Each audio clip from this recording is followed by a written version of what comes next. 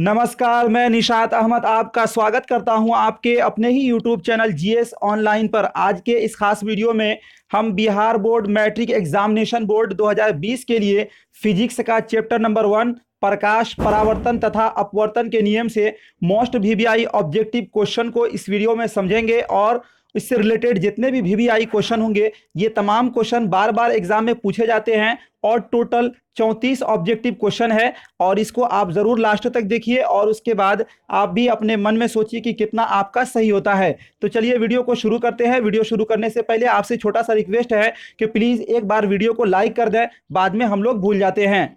तो प्रश्न नंबर 1 है, चैप्टर नंबर 1 प्रकाश परावर्तन तथा अपवर्तन का क्वेश्चन नंबर 1 है, दाढ़ी बनाने में कौन दर्पण उपयुक्त है। या ये क्वेश्चन इस तरह भी पूछा जा सकता है, दाढ़ी बनाने में किस प्रकार के दर्पण का उपयोग किया जाता है। ऑप्शन ए है समतल, ऑप्शन नंबर बी है उत्तल, ऑप्शन नंबर सी है अवतल और ऑप्शन नंबर डी है इनमें से कोई नहीं। क्या होगा राइट आंसर क्वेश्चन नंबर 1 का? तो 1 का ऑप्शन नंबर सी बिल्कुल राइट हो जाएगा, यानी अवतल दर्पण का प्रयोग दाढ़ी बनाने में किया जाता है। अगला क्वेश्चन 2 नंबर क्वेश्चन है, गोलीय दर्पण में फोकसांतर एवं वक्रता त्रिज्या के बीच संबंध है। यानी गोलीय दर्पण का जो फोकस का और वक्रता त्रिज्या के बीच संबंध है उसको सूत्र बतलाना है। तो क्या होता है इसका? ऑप्शन ए है r/2f, ऑप्शन नंबर बी है 2 और ऑप्शन नंबर सी है f बराबर r/2 और ऑप्शन नंबर डी है r बराबर f/2। तो राइट आंसर क्या हो जाएगा इसका? 2 का। तो 2 का ऑप्शन नंबर सी बिल्कुल राइट हो जाएगा, यानी f बराबर r/2। अगला क्वेश्चन है, अगर 3 नंबर क्वेश्चन, अगर किसी अवतल दर्पण की फोकस दूरी f तथा वक्रता त्रिज्या r हो तो उसका संबंध बतलाना है कि उसका क्या होगा, कौन सा सूत्र सही होगा। तो इसका राइट आंसर जो है साथियों ऑप्शन नंबर ए बिल्कुल राइट हो जाएगा, यानी f बराबर 1/2। क्या होता है? f बराबर 1/2।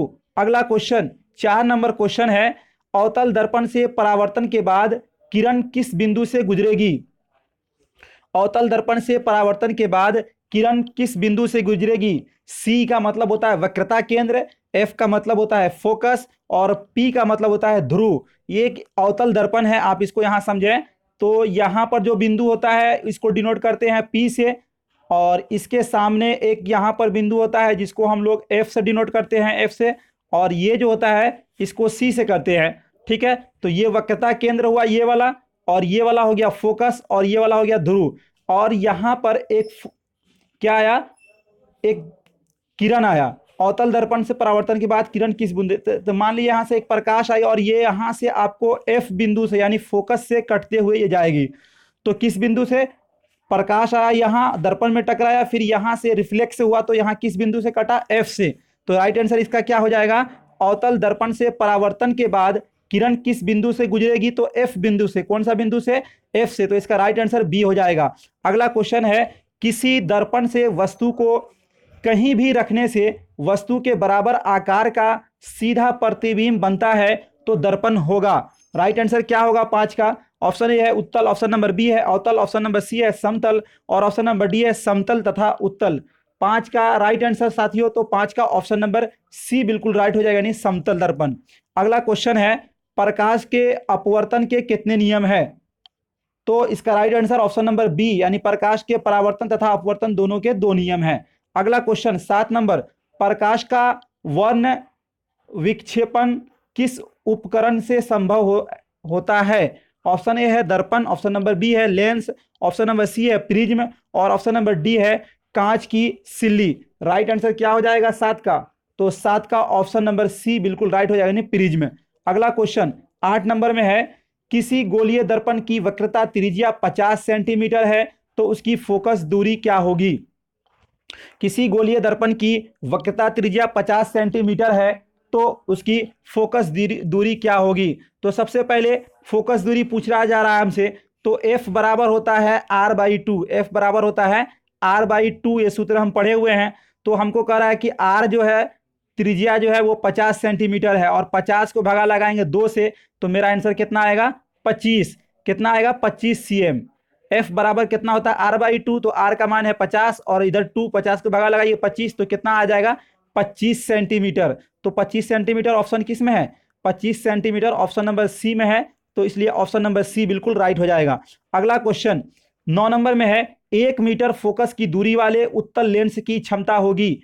1 मीटर फोकस दूरी वाले उत्तल लेंस की क्षमता होगी। लेंस की क्षमता का एसआई मात्रक जो है डायोप्टर यानी डी से उसको डिनोट करते हैं, और लेंस के क्षमता का सूत्र होता है यहां पर 1 मीटर। लेंस की क्षमता का सूत्र होता है 1/f, 1/f होता है। तो यहां पे कह रहा है कि 1 मीटर फोकस दूरी वाले, तो f का मान कितना कह रहा है, f का मान कितना कह रहा है, 1 है, और 1/f होता है।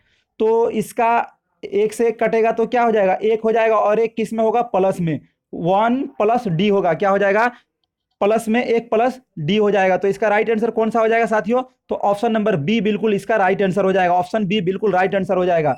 अगला क्वेश्चन, किसी उत्तल लेंस की फोकस दूरी हमेशा होती है, यानी उत्तल लेंस की फोकस दूरी जो है हमेशा कैसी होती है उसको बतलाना है। तो उत्तल लेंस की फोकस दूरी हमेशा जो होती है वो प्लस में होती है। क्या होती है, प्लस में होती है। अगला क्वेश्चन, प्रकाश का वेग न्यूनतम होता है। ऑप्शन ए है निर्वात में, ऑप्शन नंबर बी है जल में, और ऑप्शन नंबर सी है वायु में, और ऑप्शन नंबर डी है कांच में। यानी सबसे कम प्रकाश का वेग कहाँ होता है, तो सबसे कम प्रकाश का वेग जो होता है वो होता है कांच में, इसलिए इसका ऑप्शन नंबर डी बिल्कुल राइट हो जाएगा 11 का। अगला क्वेश्चन 12 नंबर में, निम्न में से कौन सा पदार्थ लेंस बनाने के लिए प्रयुक्त नहीं किया जाता है। ये मोस्ट वीवीआई क्वेश्चन है। ऑप्शन ए है जल, ऑप्शन नंबर बी है कांच, ऑप्शन नंबर सी है प्लास्टिक, और ऑप्शन नंबर डी है मिट्टी। तो इसका राइट आंसर क्या होगा, 12 का right answer option number D बिल्कुल राइट हो जाएगा। यानी मिट्टी का जो प्रयोग है पदार्थ का लेंस बनाने में प्रयुक्त नहीं किया जाता है। अगला प्रश्न है 13 नंबर में, काल्पनिक प्रतिबिंब होता है। ऑप्शन ए है सीधा, ऑप्शन नंबर बी है उल्टा, और ऑप्शन नंबर सी है दोनों, और ऑप्शन नंबर डी है इनमें से कोई नहीं। तो 13 का right answer option number A बिल्कुल राइट हो जाएगा, यानी सीधा होता है। काल्पनिक प्रतिबिंब कैसा होता है, सीधा होता है। अगला क्वेश्चन 14 नंबर, किस दर्पण से हमेशा वस्तु से छोटा प्रतिबिंब प्राप्त होता है। किस दर्पण से हमेशा वस्तु से छोटा प्रतिबिंब प्राप्त होता है। ऑप्शन ए है समतल, ऑप्शन नंबर बी है उत्तल, ऑप्शन नंबर सी है अवतल, और ऑप्शन नंबर डी है इनमें से कोई नहीं। तो क्या होगा 14 का राइट आंसर, 14 का right answer option number B, यानी उत्तल दर्पण से हमेशा वस्तु से छोटा प्रतिबिंब प्राप्त होता है। अगला क्वेश्चन 15 नंबर में है, क्षमता वाले अवतल लेंस की फोकस दूरी होगी। क्षमता वाले अवतल लेंस की फोकस दूरी होगी 15 नंबर क्वेश्चन। तो इसका राइट आंसर क्या हो जाएगा, ऑप्शन ए है 20 सेंटीमीटर, ऑप्शन नंबर बी है 25 सेंटीमीटर, ऑप्शन नंबर सी है 30 सेंटीमीटर, और ऑप्शन नंबर डी है 40 सेंटीमीटर। तो 15 का राइट आंसर जो है वो ऑप्शन नंबर बी यानी 25 सेंटीमीटर हो जाएगा। अगला क्वेश्चन है 16 नंबर में, किसी उत्तल लेंस का फोकसांतर 50 सेंटीमीटर है तो उसकी क्षमता होगी 50 सेंटीमीटर। सीए में पूछ रहा है, तो इसका राइट आंसर क्या होगा। तो हम जानते हैं कि जब सेंटी में पूछेगा तो होता है 100/f, 100/f होता है क्षमता निकालने का। तो हमको कह रहा है 50 सेंटीमीटर, एफ जो है वो कितना है 50 सेंटीमीटर है। तो यहाँ 100 रहेगा और नीचे 50 होगा, तो 0 से 0 कट जाएगा, और 5 से ये कटेगा तो क्या हो जाएगा 2, तो 2d, 2d क्या मान हो जाएगा 2d, और प्लस में होगा, तो इसलिए इसका ऑप्शन नंबर डी इसका राइट हो जाएगा। अगला क्वेश्चन 17 नंबर, किस दर्पण से वस्तु का बड़ा प्रतिबिंब बनता है। किस दर्पण से वस्तु का बड़ा प्रतिबिंब बनता है, तो अवतल दर्पण से वस्तु का बड़ा प्रतिबिंब बनता है, इसलिए इसका ऑप्शन नंबर बी बिल्कुल राइट हो जाएगा। अगला क्वेश्चन है 18 नंबर में, 2D क्षमता वाले लेंस का फोकसांतर होता है। 2D क्षमता वाले लेंस का फोकसांतर होता है, तो 18 का राइट आंसर क्या हो जाएगा, 18 का ऑप्शन नंबर बी बिल्कुल राइट हो जाएगा। 18 का ऑप्शन नंबर बी यानी 30 सेंटीमीटर इसका राइट हो जाएगा। अगला क्वेश्चन 19 नंबर में, प्रकाश के परावर्तन के कितने नियम हैं। तो प्रकाश के परावर्तन तथा अपवर्तन दोनों के 2 नियम है, इसलिए इसका ऑप्शन नंबर बी बिल्कुल राइट हो जाएगा। अगला क्वेश्चन 20 नंबर में, समतल दर्पण द्वारा बना प्रतिबिंब होता है। समतल दर्पण द्वारा बना प्रतिबिंब होता है तो क्या होता है, काल्पनिक होता है, इसलिए इसका ऑप्शन नंबर बी बिल्कुल राइट हो जाएगा। अगला क्वेश्चन 21 नंबर में, जब प्रकाश की किरण हवा से कांच में प्रवेश करती है तो मुड़ जाती है। जब प्रकाश की किरण हवा से कांच में प्रवेश करती है तो मुड़ जाती है, अभिलंब से दूर, अभिलंब के निकट, अभिलंब के समानांतर, और ऑप्शन नंबर डी है इनमें से कोई नहीं। तो 21 का राइट आंसर क्या होगा, तो 21 का ऑप्शन नंबर बी यानी अभिलंब के निकट मुड़ जाती है। अगला क्वेश्चन 22 नंबर में है, किसी दर्पण से आप चाहें कितनी ही दूरी पर खड़े हो आपका प्रतिबिंब सदैव सीधा प्रतीत होता है, संभवतः दर्पण है। यानी आपका प्रतिबिंब जो है सदैव हमेशा सीधा होगा, कब? जबकि कौन सा दर्पण होगा? तो वो आपको क्वेश्चन नंबर कौन सा ऑप्शन कौन सा सही होगा? ऑप्शन ए है केवल समतल, ऑप्शन नंबर बी है केवल अवतल, ऑप्शन नंबर सी है केवल उत्तल और ऑप्शन नंबर डी है या तो समतल या तो उत्तल। तो 22 का राइट आंसर क्या होगा? तो 22 का ऑप्शन नंबर डी बिल्कुल राइट हो जाएगा। अगला क्वेश्चन है, फोटोग्राफी कैमरा का अभिदृश्यक होता है, यानी फोटोग्राफी कैमरा जो है उसमें कौन सा दर्पण का प्रयोग किया जाता है वो बतलाना है। तो 23 का ऑप्शन नंबर ए बिल्कुल राइट हो जाएगा, यानी उत्तल लेंस। अगला क्वेश्चन है 24 नंबर में, साइड मिरर के रूप में प्रयोग होता है, यानी गाड़ी में जो शीशा लगता है उसमें कौन सा दर्पण का प्रयोग होता है? 24 नंबर। तो 24 का ऑप्शन नंबर बी बिल्कुल राइट है, यानी उत्तल दर्पण का। अगला क्वेश्चन है 25 नंबर में, एक अवतल दर्पण की फोकस दूरी 10 सेंटीमीटर है तो उसकी वक्रता त्रिज्या होगी। एक अवतल दर्पण की फोकस दूरी यानी एफ बराबर जो है 10 सेंटीमीटर है तो उसकी वक्रता त्रिज्या होगी।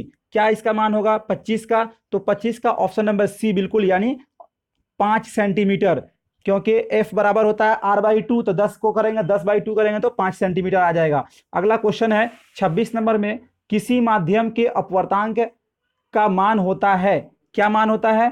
तो ये नियम ही है 26 नंबर।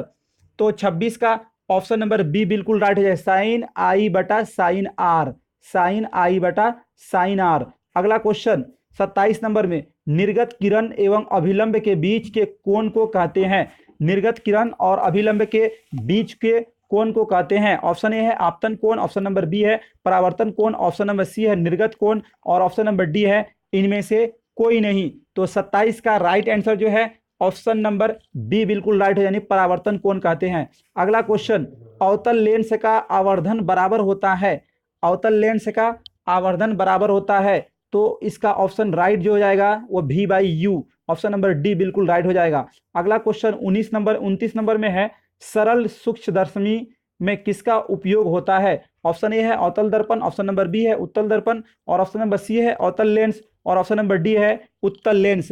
29 का राइट आंसर क्या होगा? तो 29 का राइट आंसर जो है ऑप्शन नंबर डी बिल्कुल राइट हो जाएगा। अगला क्वेश्चन है 30 नंबर में, किस लेंस की द्वारा सिर्फ काल्पनिक प्रतिबिंब बनता है, किस लेंस के द्वारा सिर्फ काल्पनिक प्रतिबिंब बनता है? तो 30 नंबर क्वेश्चन का राइट आंसर जो है ऑप्शन नंबर ए बिल्कुल राइट हो जाएगा।